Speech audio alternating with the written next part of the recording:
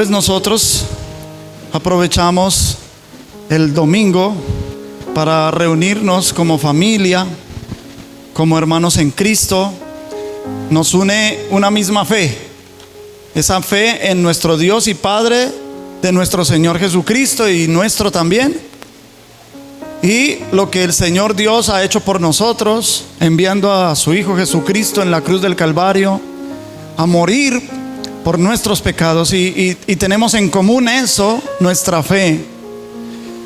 Esto no nos hace religiosos, nos hace una familia en Dios. Y qué bueno poder que la familia de Dios se reúna los domingos para que juntos sirvamos al Señor en adoración.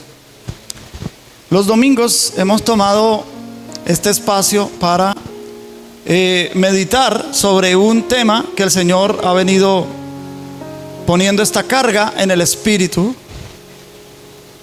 que tiene que ver con lo que hemos titulado Hijos del Reino. Necesitamos entender lo que somos en Dios, lo que somos para el reino de Dios. Y necesitamos entender ese proceso por el cual un hijo de Dios atraviesa, por un hijo de Dios pasa.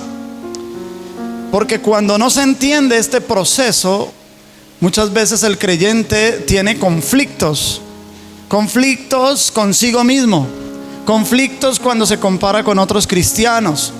Entonces es bueno entender que existe un proceso, que ciertamente, como lo hemos dicho ya en las entregas pasadas, hemos hablado sobre el texto base que fue el trigo y la cizaña, la parábola del Señor Jesucristo del trigo y la cizaña. Y el Señor Jesús nos enseña en esa parábola que el sembrador que salió a sembrar es el Señor Jesucristo, y el campo en donde Él siembra es el mundo, y que la buena semilla son los hijos del reino. Sin embargo, de noche, mientras los hombres duermen, el enemigo de Dios siembra en el mismo campo, es decir, en el mundo, una mala semilla que la Biblia la llama cizaña. Y habíamos hablado un par de entregas sobre esa cizaña que el Señor Jesús dice que son los hijos del malo. Pero ya hemos llevado un par de domingos en el que estamos hablando de los hijos del reino. En la entrega pasada, hace 8 días, estábamos hablando del proceso por el cual un hijo de Dios debe atravesar. Y veíamos varias palabras que se usan en el original. Los apóstoles usaron varias palabras para referirse a ese proceso. Y habíamos hablado del primer proceso, que en el griego se dice nepios, y que se traduce como niños o como bebés. Y esto es así porque en el Nuevo Testamento la revelación que existe es que nosotros somos hechos hijos de Dios por recibir al Señor Jesús como Salvador. En San Juan 1:12 dice que a todos los que le recibieron, le recibieron los que creen en su nombre.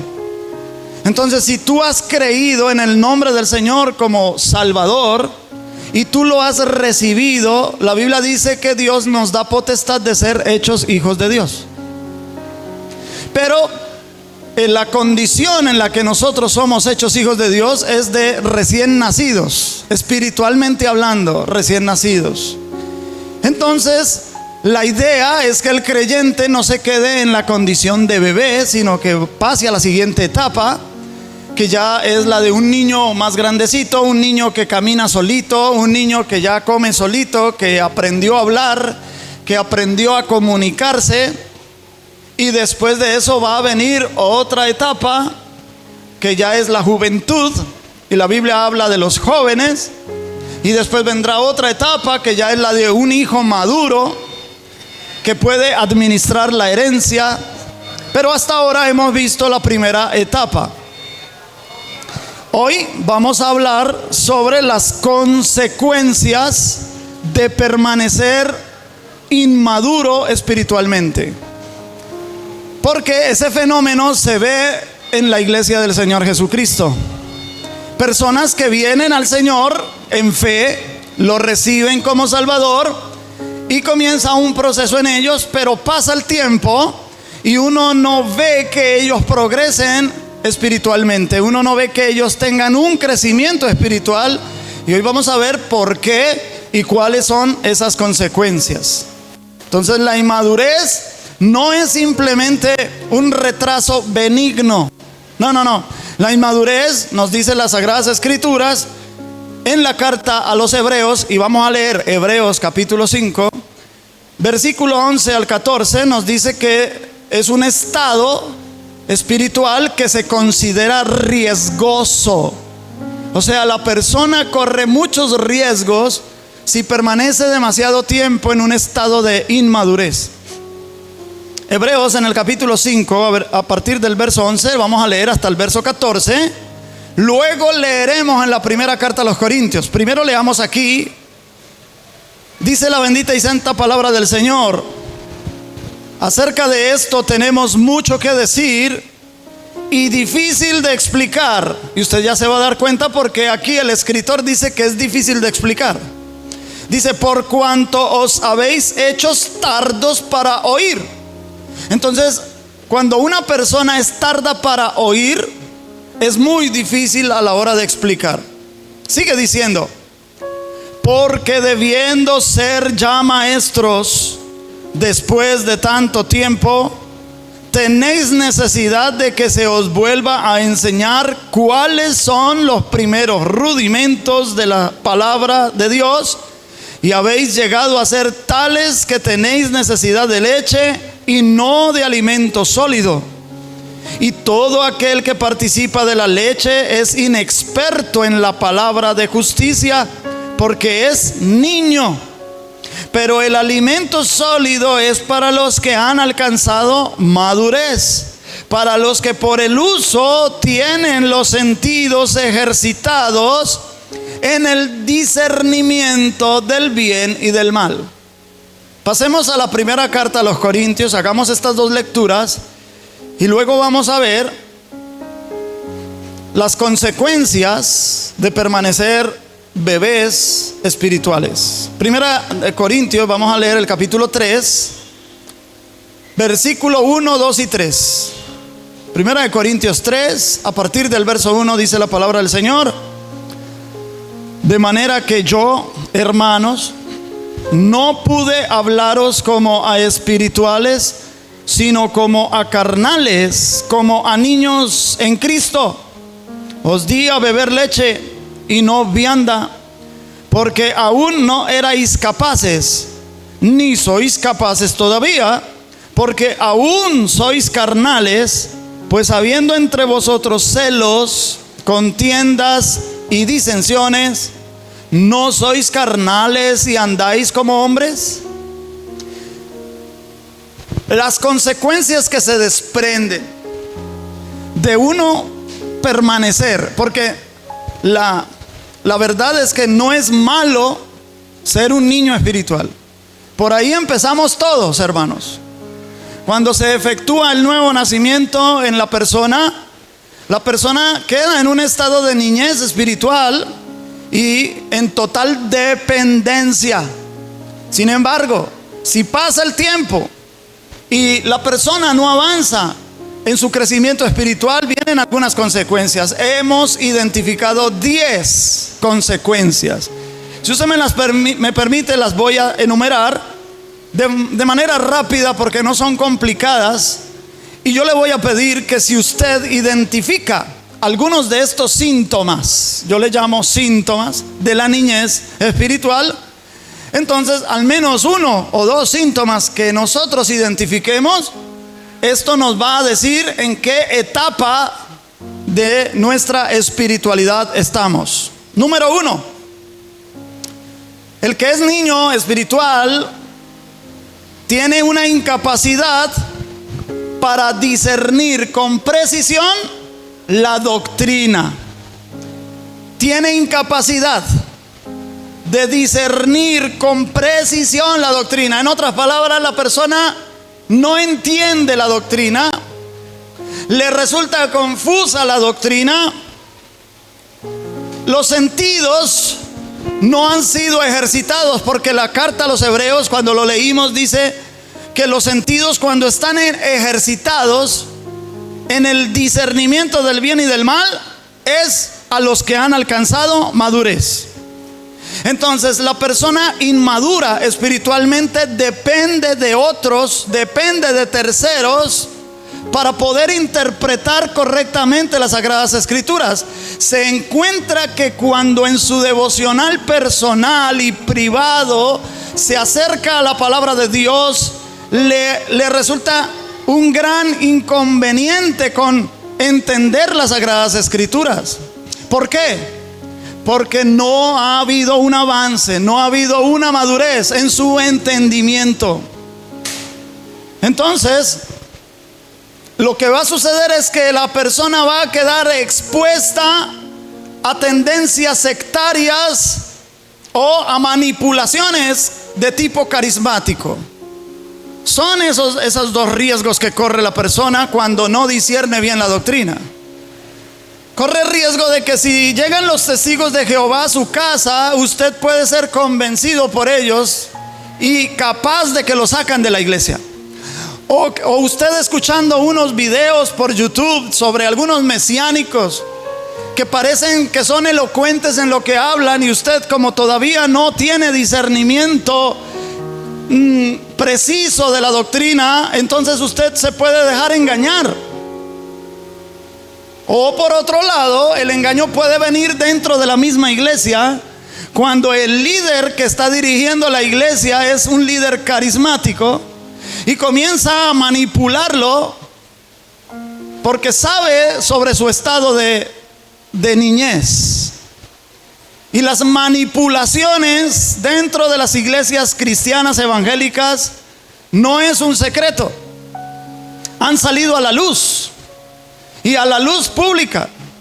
Y nosotros desde el púlpito no debemos tener temor de decir y de hablar de estas cosas, para que usted, como genuino cristiano, no permita ninguna de estos dos riesgos: de desviarse de la doctrina o de permanecer en una doctrina manipulada. Segunda consecuencia es la vulnerabilidad. Tiene que ver con lo que dijimos en la primera. Es la vulnerabilidad frente a los falsos maestros. Aquí ya no tiene que ver con la doctrina, sino que, por ejemplo, en Efesios, la carta a los Efesios, en el capítulo 4, en el versículo 14, describe a un niño inmaduro. Dice que es llevado por doquiera de todo viento de doctrina. Dice ahí, véalo, lo tienen en la pantalla, para que ya no seamos niños fluctuantes. ¿Qué es un niño fluctuante?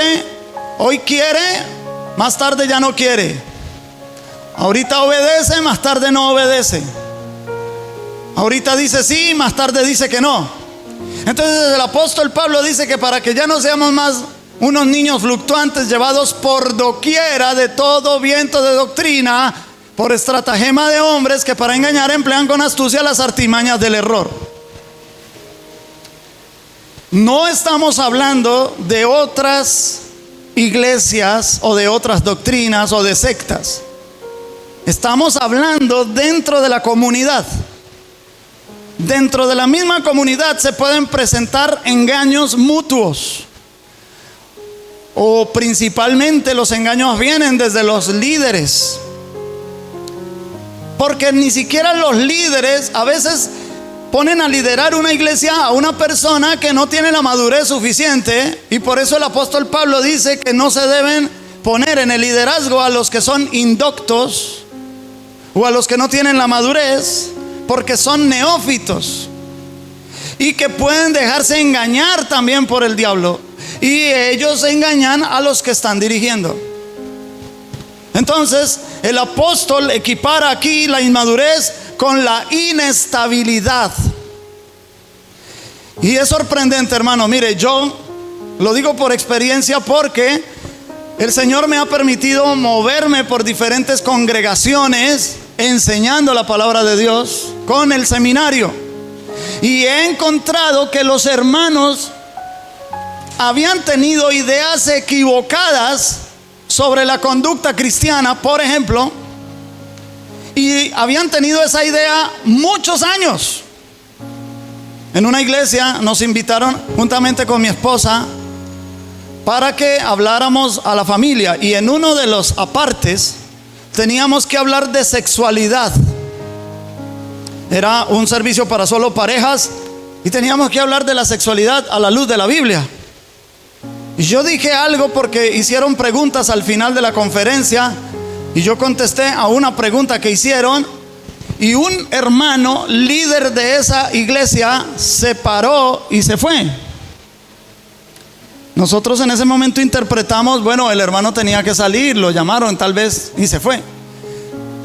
Pero luego que yo me volví a encontrar con ese hermano en una clase, él me invita a tomar tinto en una cafetería y me confesó: yo me paré esa vez y me fui porque no me gustó lo que usted dijo. Y entonces yo le dije: ¿y qué fue lo que le disgustó? Y entonces él me dice: es que yo había creído esto y esto y esto. Y entonces yo le dije: ¿y tú encuentras ese pensamiento en la Biblia o no? Dice: no estoy seguro. Dice: nunca vas a estar seguro porque esa idea que tú tienes no es bíblica. Y entonces comencé a mostrarle algunos versículos bíblicos, y al final el hermano tuvo que pedirme perdón. Es decir, una emoción lo embargó, lo invadió, no le gustó, se paró y se fue de la conferencia. Claro, ya prácticamente habíamos terminado la conferencia, pero porque tenía un paradigma instalado en su mente y en su corazón, un error. ¿Eso qué denota? Siendo él un líder y al mismo tiempo un síntoma de niñez espiritual. Número 3, emocionalidad fluctuante y espiritualidad reactiva. Ya lo dijimos, ya lo leímos ahí en Efesios. Dice: para que ya no seamos niños fluctuantes. Y resulta que hay muchos hermanos que en sus emociones son fluctuantes. A veces se comprometen, a veces ya no se comprometen. A veces quieren, pero después cualquier situación, cualquier circunstancia la usan como excusa para impedir su desarrollo, su compromiso. Y por otro lado, pues el tema de la emocionalidad, entendemos que además de ser un síntoma de niñez espiritual, también es un tema de iniquidad. Hay iniquidades en nosotros, hermanos queridos, que si no las identificamos y no comenzamos a trabajar en ellas, pues vamos a pasar toda la vida con ese problema. Y hay hermanos que llevan años en el evangelio y todavía con problemas emocionales. Les afecta cualquier cosa y les hace ser reactivos en el campo espiritual. No proactivos, sino reactivos. Los hermanos que están en una condición de inmadurez espiritual operan por impulsos o a veces por la experiencia que ha tenido, por momentos o por sensaciones.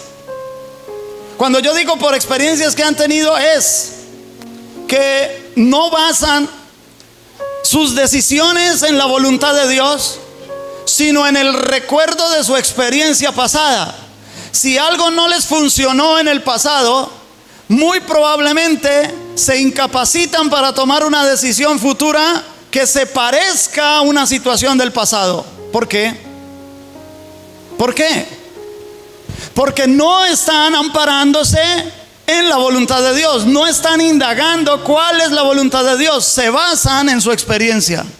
Entonces esto los hace ser impulsivos, les hace ser sensacionalistas incluso. Ese problema lo encontramos en un apóstol incluso en la Biblia, el apóstol San Pedro.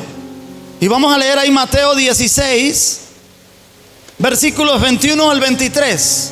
Y nos vamos a dar cuenta de que el apóstol Pedro, aunque era un discípulo del Señor Jesús, y ya llevaba un tiempo siguiendo al Señor Jesús y sus enseñanzas, todavía Pedro estaba en una condición de inmadurez espiritual.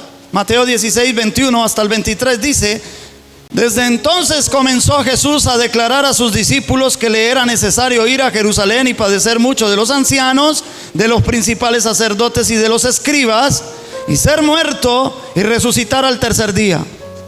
Entonces Pedro, tomándolo aparte, comenzó a reconvenirle diciendo: Señor, ten compasión de ti, en ninguna manera esto te acontezca. Pero él, volviéndose, dijo a Pedro: quítate delante de mí, Satanás, me eres tropiezo, porque no pones la mira en las cosas de Dios, sino en la de los hombres. ¿Se da cuenta? Aquí encontramos a un Pedro sensorial, a un Pedro emocional, a un Pedro reactivo. Según Pedro, no era bueno que lo que el Señor Jesús acababa de anunciar proféticamente que le iba a suceder una vez llegaran a Jerusalén. Pedro quería evitar eso. Pedro no conocía en sí misma la voluntad de Dios. Y ahora Pedro, por su reacción, estaba haciendo las veces de Satanás. Algunos predicadores dicen que era que en ese momento Satanás poseyó a Pedro y que Satanás habló por la boca de Pedro, pero yo no creo eso. Yo creo que el vocablo, cuando el Señor Jesús le dice: quítate delante de mí, Satanás, Satanás es un vocablo griego que significa contrario, opositor. O sea, Pedro, en este momento y por lo que me estás diciendo, tú eres un opositor a la voluntad de mi Padre. Tú eres un contrario a la voluntad de mi Padre. Apártate, porque tú estás mirando las cosas no como Dios, sino como los hombres. ¿Te das cuenta? Entonces muchas veces nosotros basamos nuestra relación con Dios, nuestra relación con los hermanos, nuestras decisiones en las experiencias humanas. Y siempre vivimos en este nivel y no damos los pasos adecuados para vivir en otro nivel, hermanos. A veces nosotros juzgamos las cosas desde el aspecto humano y nos quedamos siempre ahí. La Biblia sí dice que el espiritual juzga todas las cosas. La palabra juzgar en la Biblia no es igual a condenar, sino que juzgar es examinar. Piensa en un momento en un juez. Un juez le traen a un acusado. La fiscalía, que es la parte acusadora, presenta los cargos en contra de esa persona. Pero a esa persona se le asigna un abogado defensor. Y el abogado defensor también va a poner algunas pruebas sobre la mesa o sobre el escritorio del juez. Entonces, ¿qué es lo que debe hacer el juez? Cuando ve entrar a la persona acusada, si al juez le cayó mal, enseguida toma su martillo, golpea y dice: condenado a 20 años de prisión. Pero señor juez, ¿por qué? No, me cayó mal, punto. Yo soy el juez y yo juzgo. No, todo lo contrario, el juez ahí no está juzgando. El juez tiene que evaluar las pruebas de ambas partes, de la parte acusatoria y de la parte defensora. Entonces, esa labor, ese trabajo de examinar para luego tomar una decisión, un veredicto de acuerdo a la ley, a eso es lo que la Biblia llama juzgar. Pero muchos de nosotros juzgamos desde el nivel humano. No hemos aprendido a juzgar las cosas espiritualmente, hermanos. No hemos aprendido a juzgar, a examinar, a evaluar las cosas desde el espíritu, sino desde la carne. Y a veces hay, hermanos, nosotros tenemos como pastores que lidiar con diferentes temperamentos.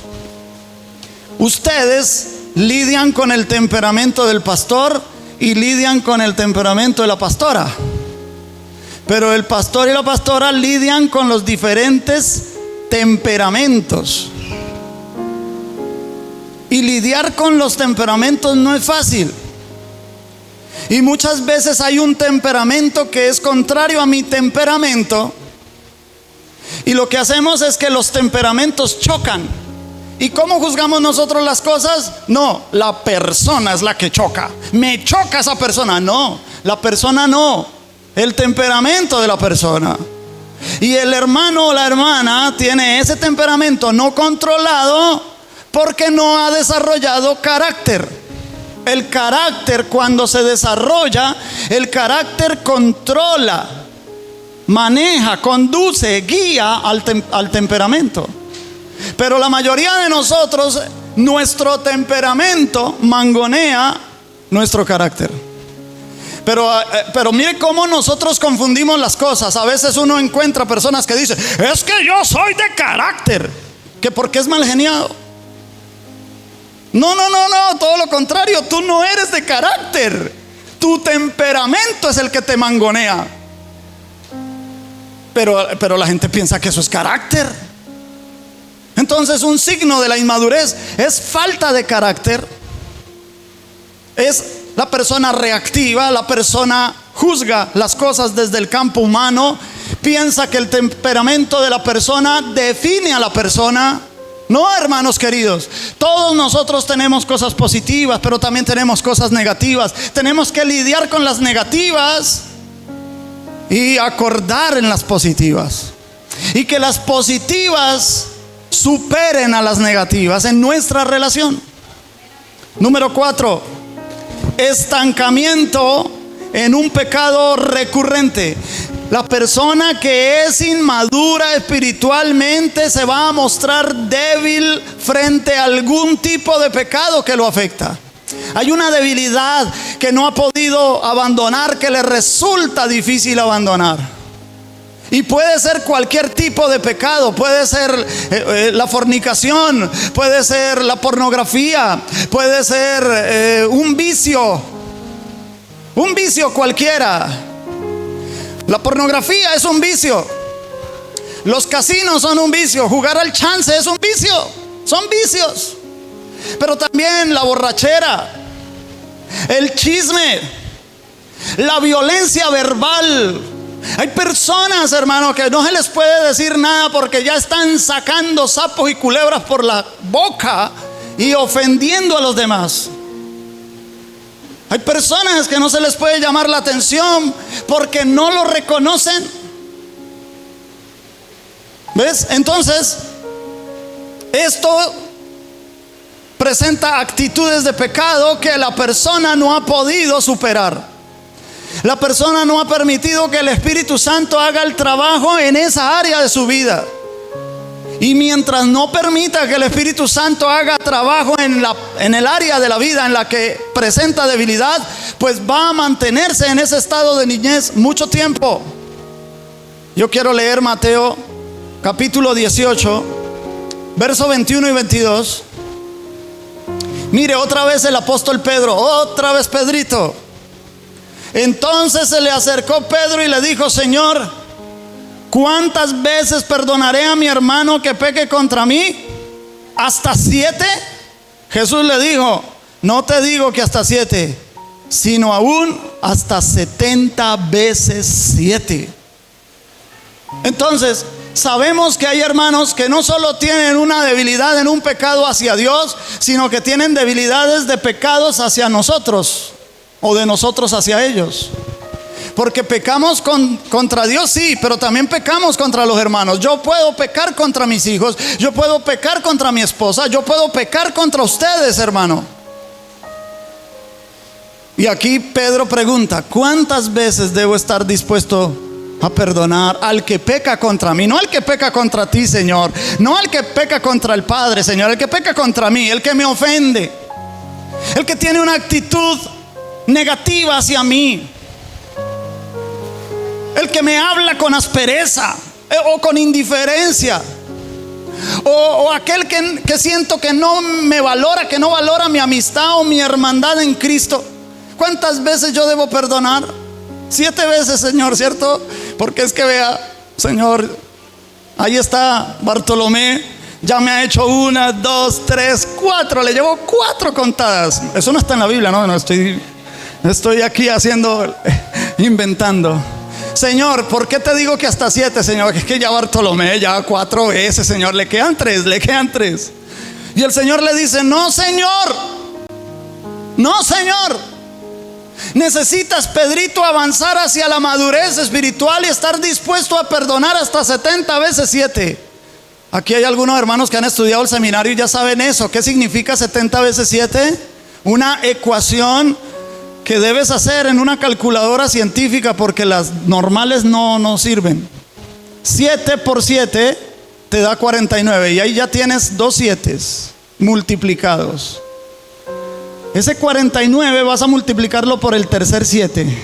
El resultado de eso lo multiplicas por el cuarto 7 y así hasta llegar 70 veces esa multiplicación. Yo ya hice el ejercicio y da septillones de veces, hermano. Lo que está tratando de decir el Señor aquí es: mira, otorgar el perdón a otros es algo indefinido.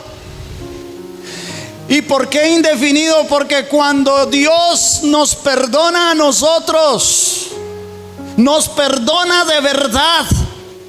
Y yo pequé ayer contra Dios y fui culpable de rebelión contra Dios, porque cada vez que yo peco, estoy imponiendo mi voluntad sobre la de mi Creador. Eso me hace a mí ser un rebelde delante de Dios. Ayer pequé, pero enseguida dije: Señor, perdóname. Señor, yo confieso mi pecado y tengo fe de que Él me perdona, tengo fe de que Él me limpia. Y hoy volví a pecar y le dije: Señor, perdóname, límpiame, confieso mi pecado. Y el Señor me dice: listo, está bien. Pero van 2. Hermanos, si el Señor hiciera eso, ya los septillones de veces ya se hubieran cumplido. Él no me lleva la cuenta. ¿Sabe por qué? Porque el pecado de ayer me perdonó de verdad. Ya no está en la cuenta, no está en el inventario. Eso se borró. Y ese ejemplo de Dios lo consigna al comportamiento del creyente, pero el creyente no logrará hacer eso hasta que no madure. Le resulta difícil perdonar. Incluso cuando ha declarado con su propia boca que una persona ha venido a pedirle perdón y dice: sí, yo te perdono, pero sigue existiendo el problema en el corazón. Y cuando el recuerdo viene de lo que esa persona le dijo, de lo que esa persona le hizo, vuelve otra vez a sentirse triste, vuelve a sentirse atacado, herido. Porque el recuerdo jamás lo vas a borrar del disco duro. Ahí va a estar ahí. Y yo siempre comparo el perdón con la siguiente ilustración. Un hombre sentado en su sillón o en su sofá o en su poltrona, como la quieras llamar, frente al televisor, mirando un partido de fútbol. Y ese hombre está tan metido en el partido de fútbol que grita, que alega con el juez, que insulta al portero. La esposa está en la cocina pelando las papas para el almuerzo y mirando al loco ese que está que grita allá. Y entonces ella dice: pero ¿qué será lo que tiene ese juego que lo emociona tanto? Vea, peleando allá. Ella decide dejar de lado su oficio y se sienta al lado de su marido a mirar ese partido de fútbol. 5 minutos más tarde ella se levanta y se va, porque a ella eso no le produce ninguna emoción y no puede entender cómo él se afecta, grita y pelea, como si los jugadores o el juez allá lo escucharan. Ella se para y sigue su oficio y dice: qué bobada, yo no puedo entender eso. Y sigue mejor pelando papa. El perdón es lo mismo. Cuando el recuerdo llega, cuando la imagen mental llega de lo que esa persona me dijo, la forma en que me hirió, ese comportamiento inadecuado que tuvo conmigo, pero como yo ya lo perdoné, esa imagen mental no me produce ninguna emoción. Sencillamente dejo de pensar en eso. Eso significa que sí, ya he perdonado. Pero hermano, eso que me dijo, no, eso que me dijo, yo no puedo olvidar eso que me dijo. Y cada que recuerdo eso que me dijo en 1486, ay, todavía me retuerce el corazón. ¿Qué significa eso? No has perdonado y no lo vas a lograr hacer hasta que tú no decidas crecer espiritualmente. Número 5, falta de capacidad para soportar las pruebas. El apóstol Santiago, capítulo 1, versículo 2, 3 y 4, él presenta la madurez como el fruto natural de las pruebas, hermano. Mire, ¿para qué son las pruebas? Para que maduremos. Dice allá: hermanos míos, tened por sumo gozo cuando os halléis en diversas pruebas, sabiendo que la prueba de vuestra fe produce paciencia. Mas tenga la paciencia su obra completa, para que seáis perfectos o maduros y cabales, sin que os falte cosa alguna. ¿Por qué a veces a nosotros se nos repite la prueba? Porque no la hemos pasado. Ahorita yo creo que eso ya no existe. Y digo yo creo porque hace rato que yo me aparté de la docencia. Pero en mi época nos hacían un examen final para pasar al otro grado. Un examen final. Si perdíamos ese examen final, decía que teníamos que habilitar. Así se decía antes, ¿no? En el Antiguo Testamento. Entonces, habilitar era que perdí la prueba final. Entonces le decían a uno: vaya, estudie otro poquito, estudie para que habilite. Y se presentaba uno a la habilitación, y si llegaba a perder la habilitación había que rehabilitar. O sea, le daban a uno 3 oportunidades. Ahorita no, ahorita el niño va perdiendo alguna materia y lo ponen a hacer un refuerzo, lo ponen a hacer un trabajito para que pase, que nadie se quede, que nadie pierda el año. Pierden el año los niños por inasistencia, creo yo, ¿verdad? Hermanos, yo digo, hay unos de nosotros que hemos presentado la prueba, no la hemos pasado. Viene la habilitación, no la hemos pasado. Viene la rehabilitación, no la hemos pasado. Entonces viene la recontrahabilitación. Y hay hermanos que se les pasan los años y no han podido superar la prueba. Si entendiéramos que la prueba es para que desarrolle en nosotros paciencia, y la paciencia presenta su trabajo completo en nosotros para que seamos maduros, para que seamos cabales, y como dice ahí al final, sin que nos falte cosa alguna. Ahora bien, a la persona que va madurando se le presenta una prueba en este nivel, la superó y pasa a otro nivel de relación con Dios y de relación con la iglesia.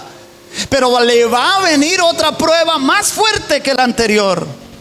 Y si la logra pasar, entonces usted es un poco más maduro, un poco más fuerte. Y asimismo el Señor va a permitir que arrecien pruebas más fuertes en los niveles más superiores. Las pruebas que yo tenía hace 20 años, el enemigo jugaba conmigo, hermanos. Me da vergüenza decirlo, pero lo digo por testimonio, para ver que ustedes tienen al frente no un ser superdotado, no, un ser humano que en un tiempo fue mal cristiano, pésimo cristiano, un hombre desagradable, una persona con la que nadie quería estar, una persona que le sacaban el cuerpo, era indeseable, era un sabelotodo. Lo quería saber todo, yo quería tener la razón en todo, etcétera. Yo caía mal a todas las personas, pero yo no me daba cuenta de ese problema. Y yo le caía en el juego a Satanás una y otra y otra y otra vez. Porque Satanás me hacía creer que yo era algo que no era. Me hacía creer que yo tenía algo que no tenía. Hasta que un buen amigo, los buenos amigos le dicen a uno la verdad, aunque duela. Ese amigo me dijo: Carlos, es que no te has dado cuenta, es que usted no se da cuenta. Es que usted es una persona indeseable, usted lo quiere saber todo, no se da cuenta que usted, cuando se acaba el servicio y usted se acerca a un grupito de hermanos que están ahí hablando algo, y usted llega ahí, enseguida el grupito se esparrama, y entonces usted se va para donde el otro grupito y sucede lo mismo. ¿No se ha dado cuenta? Yo no me daba cuenta. Yo le decía: ¿y por qué pasa eso? Me dijo: porque nadie quiere estar cerca de usted. Y eso fue un golpe para mí, hermanos. ¿Cómo que nadie quiere estar cerca de mí? Así de malo soy. Así de malo te comportas. No, así de malo eres, no, sino que así de malo te comportas. No muestras ni una gota de humildad. No tienes un espíritu enseñable. Tú quieres que todos te escuchen, pero tú no escuchas a nadie. Y nadie tiene el valor de decírtelo. Si me hubieras conocido a mí hace 20 años, hermano, si usted me hubiera conocido hace 20 años, seguramente, y yo estuviera dirigiendo esta iglesia, seguramente ninguno de ustedes quisiera venir acá. Era crudo para hablar. No tenía en cuenta lo que el otro sintiera. No tenía en cuenta los sentimientos de las otras personas. No tenía en cuenta si era un recién convertido, si ya llevaba tiempo en el evangelio. A mí me importaba lo mismo. Era una persona terrible, hermanos. Pero soy testimonio de que Dios sí puede trabajar en una persona. Soy testimonio de que una persona puede cambiar. En estos días vino mi hermano en la carne. Hace 8 días estuvo aquí, ¿cierto? Y se hospedó en la casa de mi hija mayor. Y ellos dos hablaron largo y tendido allá en la casa de ellos, en ausencia mía.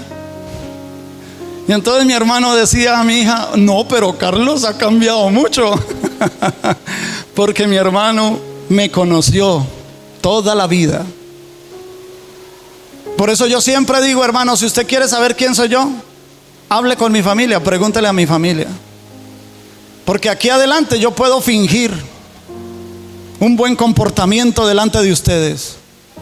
Pero ¿quiere saber quién es Carlos Vélez? Pregúntele a mi esposa, pregúntele a mis hijos, pregúntele a los que conviven conmigo. Y tenga la libertad de hacerlo. El otro día yo les dije: tengo la hija que sigue después de mi hija Allison, vive en Bogotá. Una chica a la que yo quiero mucho, pero ella ha sido una bendición. Y estas canas que usted ve, me las sacó ella muy tempranito. Qué china tremenda esa. Y está apartada del Señor. Y el otro día les dije a la iglesia: hermanos, mi hija nos va a visitar y se va a quedar unos días, nos va a acompañar a los bautismos, porque tuvimos unos bautismos. Tenga la libertad, acérquese a mi hija y pregúntele: oye, ¿y tú por qué estás lejos del Señor si tu papá es un pastor? A ver si ella dice, no, por culpa de mi papá. Yo no quiero nada del evangelio por causa de mi papá. Tengan la libertad y acérquense. Y no es que yo haya sido un padre ejemplar o un buen papá. No, hace 20 años, hermanos, a esa niña yo le acababa una correa en las piernas. Ahí está mi hija que lo dice, y yo lo digo con un poco de temblor en mi voz, porque me lastima recordar lo que yo era en el trato con mis hijos, con mis hijas. Pero ellas han visto el esfuerzo de mi crecimiento en el Señor, de que quiero darles ejemplo, de que tenga coherencia entre lo que viva y lo que predico. Porque si no, esto no vale la pena, mis amados hermanos. Esto no vale la pena, esto es un juego. Y estamos jugando a ser cristianos evangélicos. No, hermanos, no podemos quedarnos ahí, tenemos que crecer. No podemos quedarnos en inmadurez, tenemos que avanzar. Número 6. Imposibilidad de asumir responsabilidades en la comunidad. Pablo establece criterios de madurez, se lo dice a Tito, se lo dice a Timoteo. No lo vamos a leer porque es muy largo, pero usted puede leer las cartas de Pablo a Timoteo o la carta de Pablo a Tito, y nos enseña que el inmaduro no puede enseñar, el inmaduro no puede guiar a otros, no puede moderar conflictos, no puede aconsejar a nadie, porque él mismo no ha superado sus propios problemas. Número 7. Incapacidad de producir fruto consistente. En el Evangelio según San Juan, en el capítulo 15, que nos compara con la vid, que Jesús es la vid verdadera y que el Padre es el labrador, que nosotros somos las ramas de esa vid, y en la punta de las ramas está el pámpano. El pámpano es donde florece la rama y de donde se supone va a salir el racimo. Y dice allá que todo pámpano que no lleva fruto será cortado y echado en el fuego. O sea, hay una inutilidad. Casi no lo puedo decir, Dios mío. Hay una inutilidad para el beneficio del cuerpo de Cristo, porque los frutos, ¿para qué son?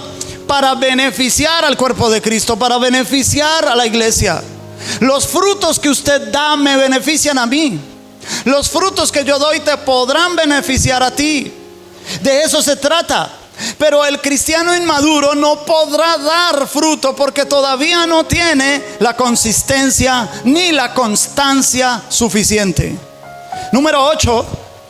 Pérdida de utilidades espirituales y también de recompensas futuras, porque si el creyente sigue toda su vida en un estado de inmadurez, va a perder sus recompensas. Pero Primera de Corintios, en el capítulo 3, versículo 12 en adelante, no lo vamos a leer porque es muy largo, pero para que usted lo tenga en cuenta, de la pérdida de los galardones. La calidad de la obra del creyente la calificará el Señor Jesús en el tribunal de Cristo. Y allá se nos dice que la obra de un creyente se puede quemar.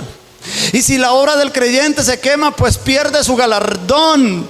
Eso quiere decir que no hay un fruto consistente en el creyente. Número 9. Se nos va acabando el tiempo, entonces necesito avanzar. El creyente inmaduro perpetúa los conflictos interpersonales. Y ahí lo leímos al comienzo en 1 Corintios capítulo 3, verso 3. Habla de los celos, de las contiendas, de las disensiones. Y eso es un signo de inmadurez. Porque la persona inmadura no tiene dominio propio o no tiene carácter, que es lo mismo. No corrige la mala crianza espiritual. Sí, hermanos, mala crianza espiritual. Yo fui un malcriado espiritual. Y me he dado cuenta que ni la culpa fue mía, sino de los que me enseñaron a mí el evangelio. Me presentaron un evangelio defectuoso. Me enseñaron a vivir de forma hipócrita. Mire, hermanos, un día el pastor dio un sermón sobre la oración y habló de lo poderosa que era la oración y de perseverar en la oración. Y en ese sermón yo propuse en mi corazón que yo era el que iba a orar más que todos ahí en la iglesia. Y entonces me propuse llegar 1 hora antes de que empezara el culto.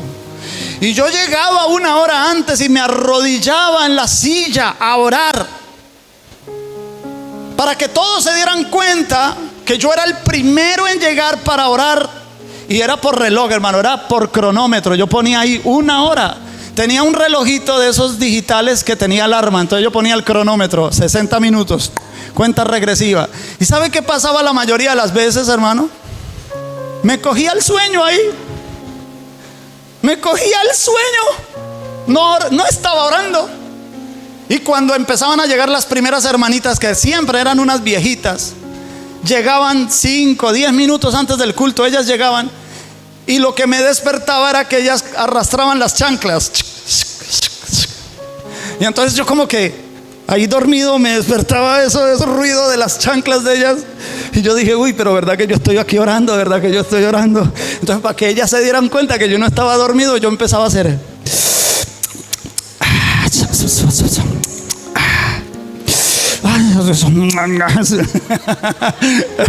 Ay, el pastor ayudó a mi hipocresía, porque el pastor decía, ojalá que fueran como este joven, ustedes lo vieran, llega 1 hora antes del servicio y ahí está 1 hora clavado en oración, no se para de esa silla.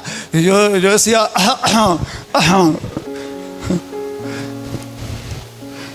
y mi comportamiento cada vez más hipócrita,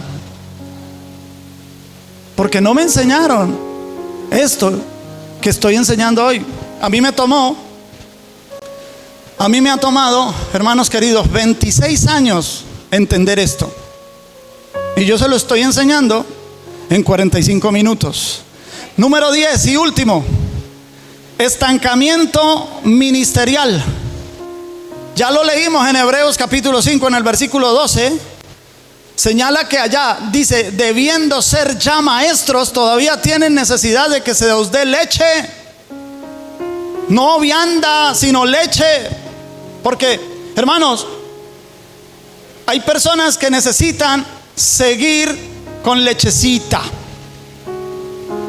no resisten una vianda sólida, es decir, una palabra sólida no la resisten.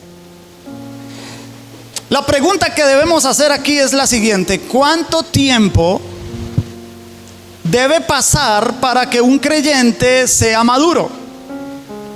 Y otra pregunta: ¿qué ocurre espiritualmente cuando yo no avanzo para la madurez? Contestemos esas preguntas. Contesto la última y después contesto la primera. El estancamiento espiritual va a provocar un desajuste entre la identidad espiritual y la praxis, hermano, porque usted no deja de ser un hijo de Dios. Aunque usted permanezca inmaduro toda su vida espiritual, usted seguirá siendo un hijo de Dios. Pero hay un desajuste entre su identidad como hijo de Dios y su comportamiento, su conducta como cristiano. Hay un desajuste entre la espiritualidad y la práctica. Entonces, hermano, mire, la gracia de Dios puede sostener nuestra identidad, pero nuestra inmadurez va a afectar nuestra utilidad dentro del cuerpo de Cristo. Somos como miembros que no sirven para nada, vamos a decirlo así. En Gálatas capítulo 4, el apóstol San Pablo, desde el verso 1 en adelante, dice que el heredero, mientras sea un niño, en nada difiere del esclavo, aunque es señor de todo. Porque dice que nada difiere, en nada es diferente un niño que un esclavo. Entonces, lo que se pretende decir aquí es que algunos hermanos, por causa de la inmadurez, mucho tiempo, pueden entrar en esclavitud espiritual de algo. Puede llegar a ser esclavo, ya lo dijimos, de su temperamento, por ejemplo. Personas que son niñas espiritualmente y se mantienen así por largos periodos. La consecuencia espiritual que viene también es que piden más de lo que dan, consumen más de lo que edifican, requieren más de lo que contribuyen. Y ya dijimos la vez pasada, hermanos, una persona que no le guste orar, orar, venir delante de Dios, entonces viene donde otra persona más madura que él y le pide oración. Hermano, ayúdeme a orar por esto, mire que tengo este problema, ayúdeme a orar. Claro, hermano, venga, oramos. Y el hermano más maduro ora con fe, y vamos a ver que Dios responde esa oración. Entonces el que pidió oración, ¿qué aprendió? Que la próxima vez que tenga otra necesidad, ya sabe a quién ir para que él ore en lugar de él. ¿Ves? Entonces la persona no está siendo provocada a madurar. Que otros maduren, yo me mantengo aquí. No, hermanos. La percepción espiritual va a permanecer superficial. Los creyentes que no desarrollan sabiduría, no tienen lecturas profundas de las Sagradas Escrituras, viven de la leche doctrinal.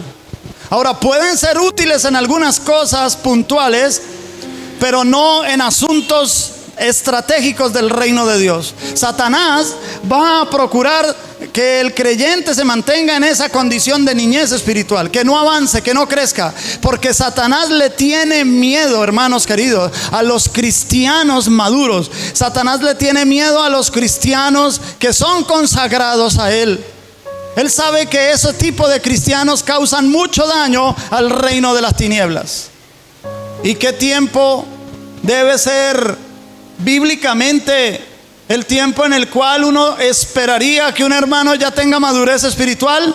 Pues bien, la Biblia no nos da una cifra definida, no, de años, pero sí nos da unos patrones en donde se espera que hay un tiempo razonable en el que una persona alcance la madurez espiritual. En el capítulo 5 de Hebreos, que ya lo leímos, nos dice que allá el apóstol dice: ustedes debiendo ser ya maestros. O sea, el escritor de esa carta esperaba que en el tiempo que él estaba escribiendo, los hermanos receptores de la carta ya deberían ser maestros. Pero dice, pero todavía tienen necesidad de leche. O sea, no puede ser esto así. Y esta iglesia llevaba menos de 10 años de ser cristiana, iglesia formada de hebreos, por eso se llama carta a los hebreos. En la primera carta a los Corintios 3, que ya la leímos, Pablo también esperaba que los corintios ya tuvieran madurez. Dice: yo no les pude hablar, cuando estuve con ustedes no les pude hablar como a espirituales, yo tuve que hablarles fue como a carnales, como a niños. Y ahora pienso que ya deberían ser espirituales, pero me doy cuenta que todavía no.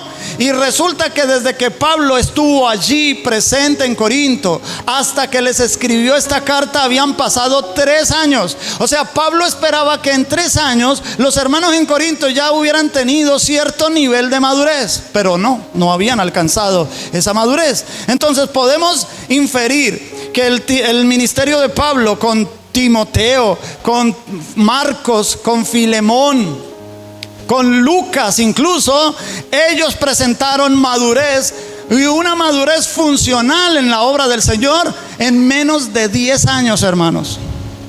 O sea, preocúpate si tú llevas más de 10 años en el Evangelio y todavía sigues en un estado de inmadurez.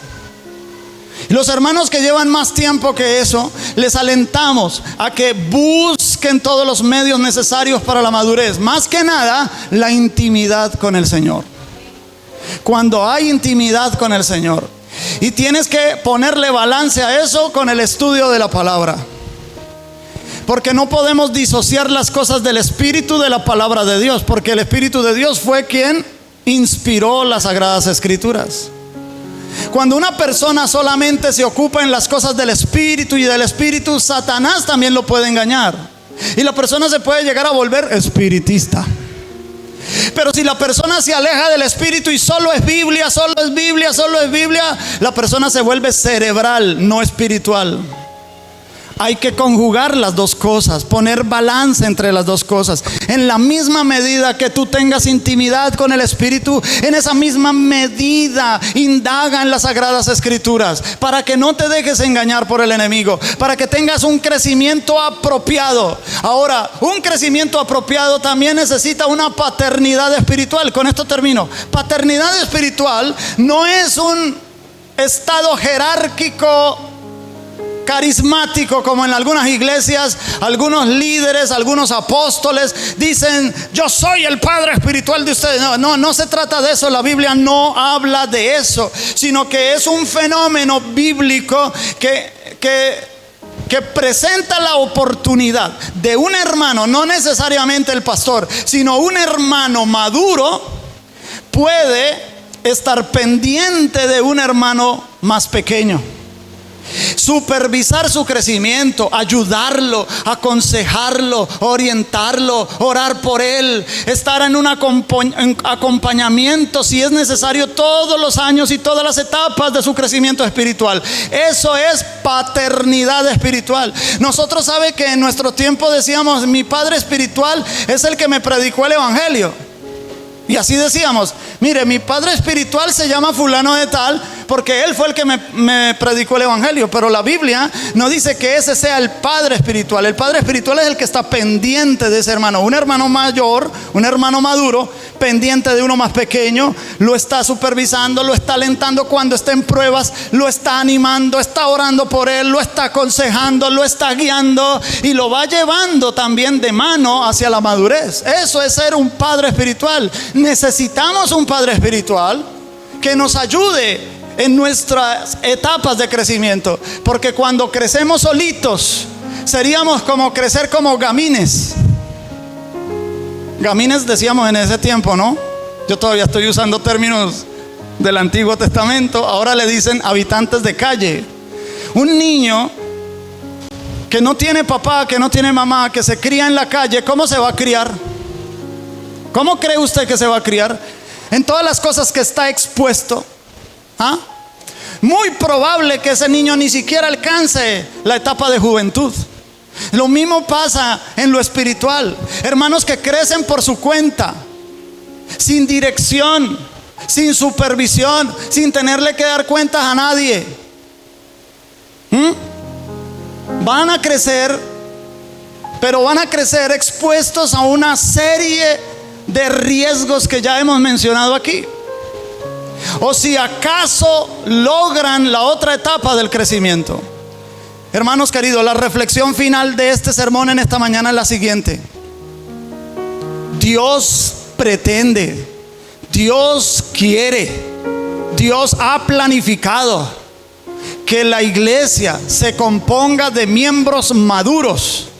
Porque cuando en Efesios capítulo 4, apóstol Pablo habla de los 5 ministerios y dice que el Señor Jesús constituyó a unos apóstoles, a otros profetas, a otros evangelistas y a otros pastores y maestros, dice que esos 5 ministerios tienen la finalidad de perfeccionar a los santos, de perfeccionar a todos los hermanos. ¿Y para qué hay que perfeccionar a los santos? Dice, para la obra del ministerio.